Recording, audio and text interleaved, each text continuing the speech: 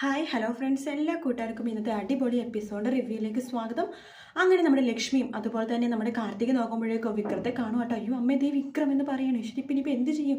വാമേ വാ എന്ന് പറഞ്ഞിട്ട് കാർത്തികയും അതുപോലെ തന്നെ ലക്ഷ്മി എഴുന്നേക്കുന്നുണ്ട്. ലക്ഷ്മി സാരിയുടെ തലപ്പും കാർത്തിക ചുരിദാറിൻ്റെ ഷോളിച്ച് മുഖം മറിച്ചിട്ട് അങ്ങോട്ട് പോകുമ്പോൾ മേഡം വെയിറ്റർ വരുന്നുണ്ട്. അതെ മേഡം ബില്ലെന്ന് പറഞ്ഞ് കൊടുക്കുമ്പോൾ അതെ എന്ന് പറഞ്ഞ് പൈസ കൊടുക്കുകയാണ്. മേഡം ബാക്കിയൊക്കെ താൻ വെച്ചോ എന്ന് പറഞ്ഞിട്ട് കാർത്തികയും ലക്ഷ്മിയും കൂടി പുറത്തേക്ക് ഇറങ്ങും കേട്ടോ.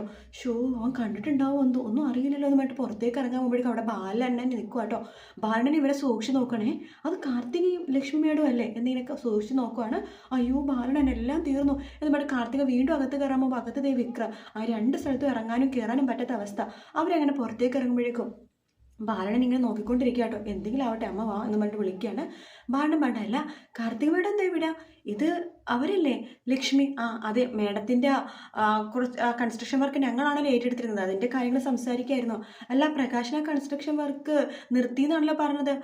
പ്രകാശിന് ഇഷ്ടമില്ലാത്തതുകൊണ്ട് മോളത് വേണ്ടെന്ന് വെച്ചോ എന്നാണല്ലോ പറഞ്ഞത്. അതേ വേണ്ടെന്ന് വെച്ചു. അതിൻ്റെ ബില്ലും കാര്യങ്ങളൊക്കെ ഒന്ന് ക്ലിയർ ആക്കാനുണ്ടായിരുന്നു. അല്ല താനെന്താ ഇവിടെ? അല്ല വിക്രം ഇവിടെ ഉണ്ട് എന്ന് പറയാണ്.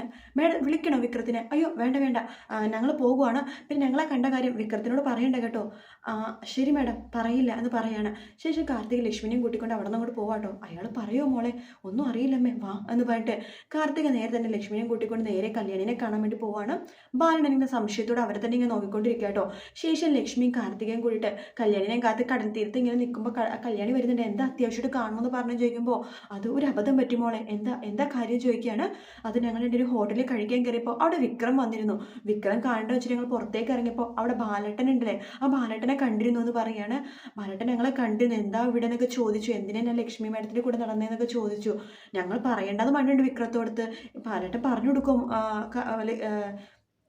കല്യാണി മോളെ എന്ന് ലക്ഷ്മി ചോദിക്കുമ്പോഴേക്കും ബാലമാമൻ ഒരിക്കലും അങ്ങനെ ചെയ്യില്ല. എനിക്കും എൻ്റെ അമ്മക്ക് ഒരുപാട് സഹായമായിരുന്നു ബാലമാമൻ.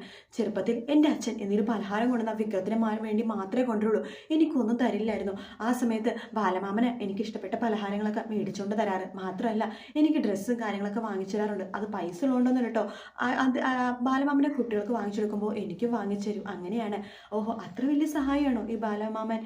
അതെ, എങ്കിലൊരു കാര്യം ചെയ്യാം. നേരത്തെ പറഞ്ഞിരുന്നെങ്കിൽ ആ ബാലമാമനെ ഞങ്ങളുടെ കമ്പനി വല്ല ജോലിയും കൊടുക്കുമായിരുന്നല്ലോ എന്ന് പറയുമ്പോഴേക്കും അതിനെക്കുറിച്ചൊക്കെ ഞാൻ തീരുമാനിച്ചിട്ടുണ്ട്. ഞാനും കിരണേട്ടനും കൂടിയിട്ട് ബാലമാമനെ നല്ലൊരു ജോലി ഞങ്ങളുടെ കമ്പനി കൊടുക്കാൻ തീരുമാനിച്ചിട്ടുണ്ട്. അപ്പോൾ ബാലമാമനൊന്നും പറയില്ലായിരിക്കും അല്ലേ?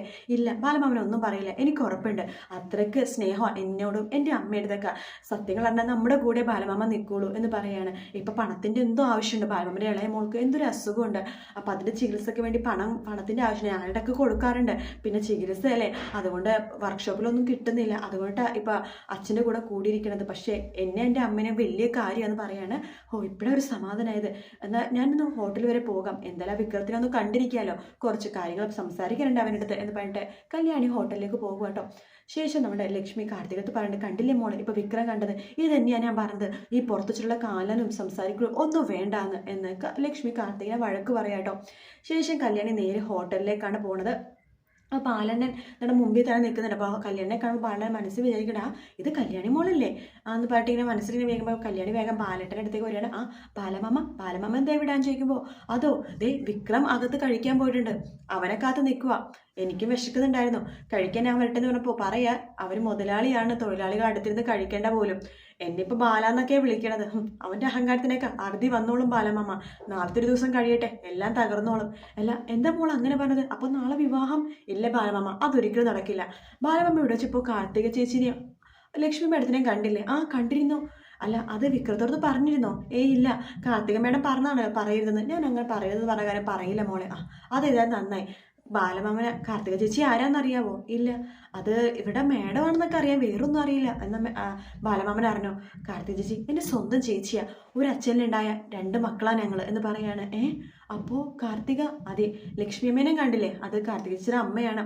ആദ്യ ഭാര്യയിലുണ്ടായ മോളാണ് കാർത്തിക ചേച്ചി എന്ന് പറയുമ്പോൾ അയ്യോ എനിക്കിത് വിശ്വസിക്കാൻ പറ്റുന്നില്ല മോളെ എന്ന് ബാലേട്ടൻ പറയുമ്പോഴേക്കും ബാലമാമൻ വിശ്വസിച്ചേ പറ്റൂ, ഇതാണ് സത്യം. പ്രകാശനും അയാളുടെ അമ്മക്കും അയാളുടെ മോനും ഒരു പണി കൊടുക്കാൻ വേണ്ട കാർത്തിക ചേച്ചി അമ്മയും ഈ ഒരു പ്ലാൻ തയ്യാറാക്കിയിരിക്കുന്നത്. നാളെ എന്തായാലും കല്യാണം നടക്കില്ല ബാലമാമ. അപ്പോൾ അയാൾ കുടുങ്ങുമല്ലോ, ആ രാജപ്പൻ. കുടുങ്ങട്ടെ ബാലമാമ, അയാളും വലിയ ദ്രോഹിയാണ്, എന്നെയും കല്യാണം കഴിക്കണമെന്ന് ആഗ്രഹിച്ച് എന്തൊക്കെ ക്രൂരതകളാണ് ചെയ്തത്, അയാളും കുടുങ്ങട്ടെ എന്ന് പറയാണ്. അതേതാ നന്നായി മോളെ. ഓ, അഹങ്കാരം ഒന്ന് കാണുന്നത്, പണത്തിൻ്റെ ആവശ്യമുള്ളത് കൊണ്ട് ഞാൻ അവരുടെ കൂടെ നിന്നത്.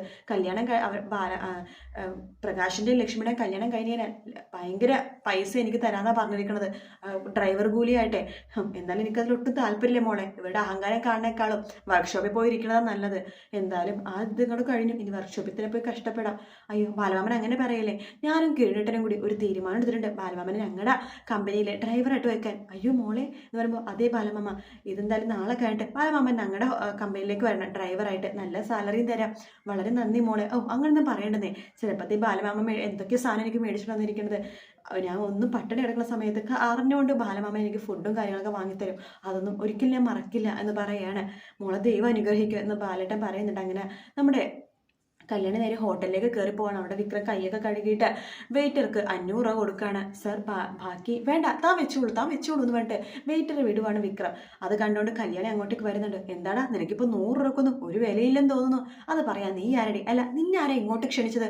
ആ ബാലേട്ടൻ പറഞ്ഞിട്ടുണ്ടാവുമല്ലേ, ആ ബാലൻ എന്ന് പറഞ്ഞ ആള് ഞാനിവിടെ ഉണ്ട് എന്ന് പറഞ്ഞിട്ടുണ്ടാവില്ലേ. എടാ നീ ഇവിടെ ഉണ്ടെങ്കിൽ എനിക്കെന്താടാ, ഞാൻ പുറത്തൊക്കെ പോകുന്നപ്പോൾ ഒരു ജ്യൂസ് കുടിക്കാൻ വേണ്ടി ഇങ്ങോട്ടേക്ക് വന്നതാ എന്ന് പറയാണ്. അവളുടെ ഒരു ജ്യൂസ്. എടാ നിന്റെ അച്ഛൻ ഒരു ലക്ഷ്മി എന്ന് പറഞ്ഞൊരു സ്ത്രീയെ കല്യാണം കഴിക്കാൻ പോകുന്നത് കേട്ടല്ലോ നാളെ. അതേടി, നാളെ ഞങ്ങൾ പണക്കാരാവും, പണത്തിന് മുകളിൽ കിടന്നൊരു ഉറക്കവും കാര്യങ്ങളൊക്കെ എന്ന് പറയാണ്.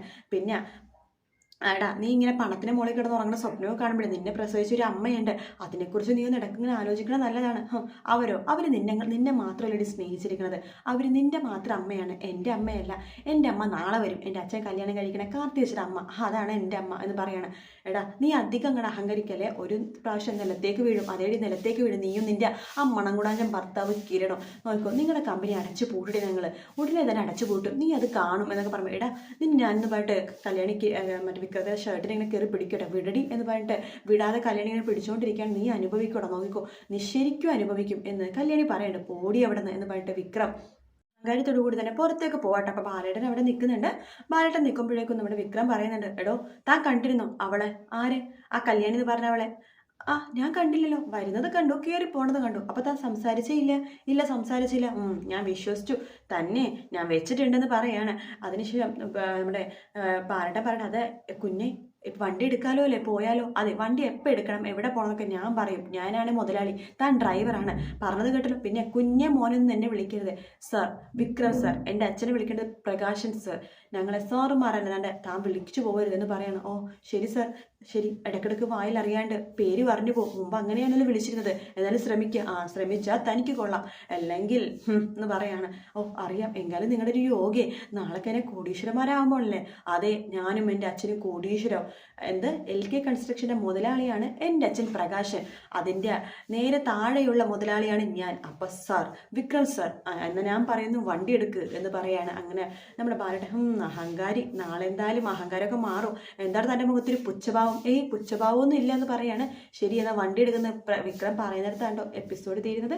വീഡിയോ ഇഷ്ടപ്പെട്ടെങ്കിൽ ലൈക്ക് ചെയ്യുക, സബ്സ്ക്രൈബ് ചെയ്യുക, കമൻറ്റ് ചെയ്യുക. മറ്റൊരു വീഡിയോ ആയിട്ട് വീണ്ടും കാണാം. Take care, bye bye.